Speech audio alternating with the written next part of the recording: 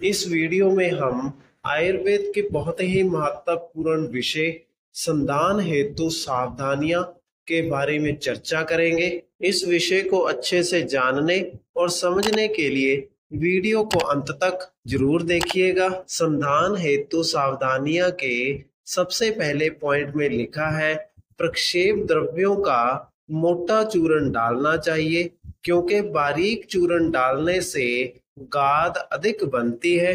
सावधानी के इस पहले पॉइंट का अर्थ ये है कि संधान कल्पना में प्रयोग होने वाले प्रक्षेप द्रव्यों का सिर्फ मोटा चूर्ण करना चाहिए। इन प्रक्षेप द्रव्यों का बारीक चूर्ण नहीं करना चाहिए, क्योंकि बारीक चूर्ण करने से औषधि के अंदर गाद ज्यादा बन जाती है, जिसके कारण से औषधि के बीच में वेस्ट ज्यादा एकत्रित हो जाता है।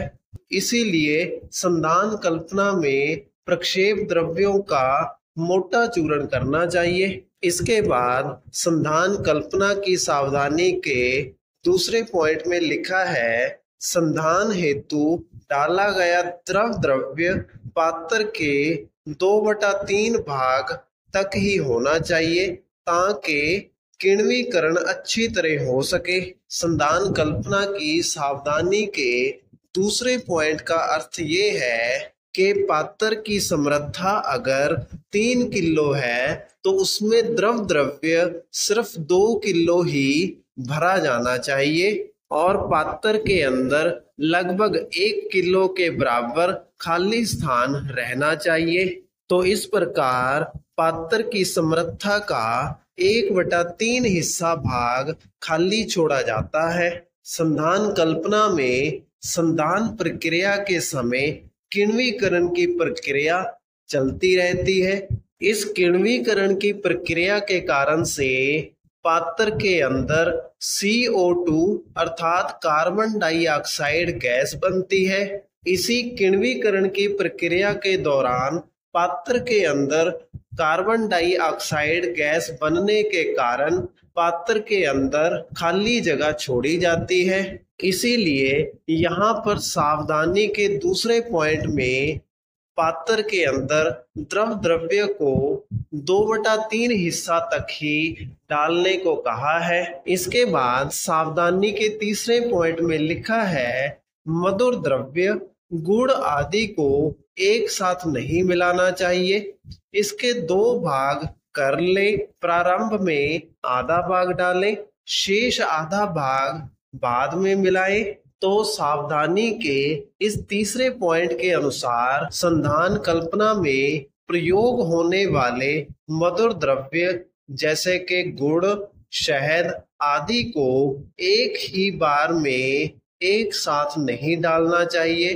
पहले इन सभी मधुर द्रव्यों को आपस में मिक्स करके 2 हिस्सों में बांट लेना चाहिए। इसके बाद मधुर द्रव्यों के आधे भाग को अन्य औषधियों को डालने से पहले अर्थात सबसे पहले पात्र के अंदर डाल देना चाहिए और मधुर द्रव्यों के बाकी बचे हुए भाग को सभी औषधियों को पात्र में डालने के बाद मिलाना चाहिए। इसके बाद सावधानी के चौथे पॉइंट में लिखा है, पात्र मुख को कपड़े से बांधकर ऊपर से शराब रख दें। कपड़ मिट्टी से मुख को बंद नहीं करना चाहिए, क्योंकि संधान के दौरान बनने वाली CO2 गैस ना निकलने से आसव अरिष्ट शुक्तता को प्राप्त होते हैं। जलती तीली द्वारा परीक्षण करना भी संभव नहीं हो पाता है। संधान कल्पना की सावधानी के इस चौथे पॉइंट का अर्थ ये है कि संधान प्रक्रिया के दौरान पात्र का मुख कपड़े से बांध देना चाहिए। इसके बाद पात्र के मुख के ऊपर शराब अर्थात मिट्टी का घड़ा उल्टा करके पात्र के मुख के साथ मुख जोड़कर रख देते हैं। संधान प्रक्रिया के दौरान पात्र के मुख को कपड़ मिट्टी से बंद नहीं करना चाहिए, अर्थात पात्र के मुख पर बांधे हुए कपड़े के ऊपर मिट्टी का लेप नहीं करना चाहिए, और अगर पात्र के मुख पर बांधे हुए कपड़े के ऊपर मिट्टी का लेप कर दिया जाता है तो संधान क्रिया के दौरान बनने वाली CO2 गैस पात्र में से नहीं निकल पाती, और जिसके कारण जलती हुई तीली के द्वारा संधान परीक्षण नहीं हो पाता, और साथ में ऐसी बनी हुई संधान कल्पना खट्टी होती है। इसके बाद संधान कल्पना की 5वीं सावधानी में लिखा है, धातकी या मधुक पुष्प को पूर्णतः धूप में सुखा करके 2-4 टुकड़े करके डालना चाहिए। संधान कल्पना की सावधानी के इस 5वें पॉइंट का अर्थ है कि धातकी या मधुक के फूलों को धूप में सही प्रकार से सुखा लेना चाहिए।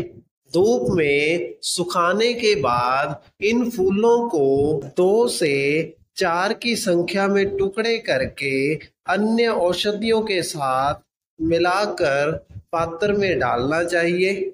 इसके बाद संधान कल्पना की सावधानी का 6वां पॉइंट लिखा है, आसव अरिष्ट को छानकर यदि गाद ज्यादा मिश्रित हो तो उसमें निर्मली के बीज डालकर 7 या 10 दिन स्थिर रख देना चाहिए। संधान कल्पना की इस व्याख्या का अर्थ ये है कि बनी हुई संधान कल्पना को छानकर देखने के बाद अगर गाद ज्यादा दिखाई दे तो उस औषधि के अंदर निर्मली के बीजों को डालकर 7 से 10 दिन के लिए पात्र को फिर से स्थिर रख देना चाहिए। इसके बाद संधान कल्पना की सावधानी के 7वें पॉइंट में लिखा है, सुगंधित द्रव्य संधान क्रिया पूर्ण होने के ठीक बाद मिलाएं और 7 से 8 घंटे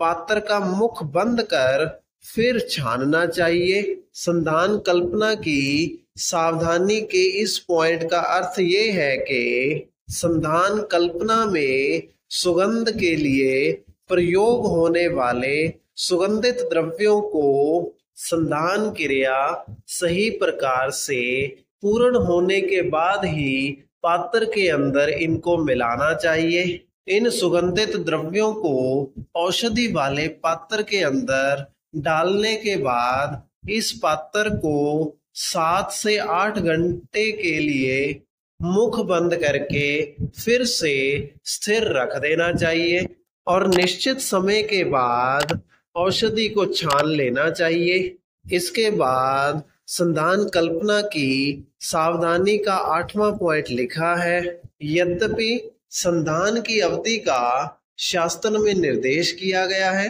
फिर भी परीक्षण होने पर ही प्रक्रिया को पूर्ण समझना चाहिए। सावधानी के इस पॉइंट का अर्थ ये है कि किसी भी प्रकार की संधान कल्पना के निर्माण के लिए शास्त्रों के अंदर संधान प्रक्रिया के लिए अवधि का उल्लेख किया गया होता है, अर्थात औषधि की निर्माण विधि और औषधि बनाने के लिए अवधि का वर्णन किया गया होता है।